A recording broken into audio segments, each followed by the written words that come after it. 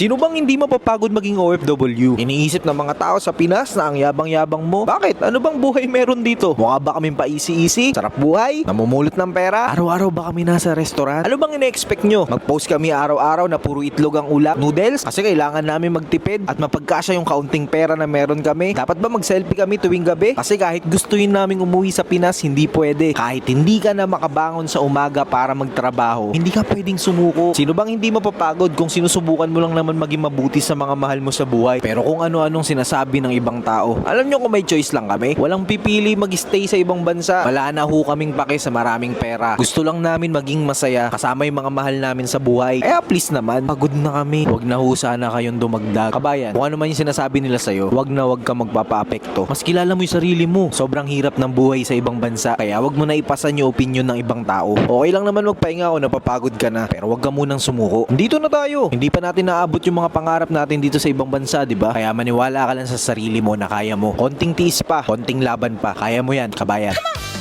Kung ako ang magjojowa, ay, ang jojowain ko. Ang jojowain ko ay isang seaman. Ako ang barko, siya ang kapitan. Ay, sisirin niya ako. Sisirin niya ako.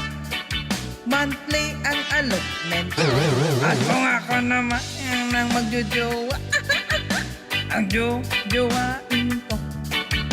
Ang jojowain ko ay isang sugar daddy. Daddy ko siya, bebe niya ako. Ay, didian kami.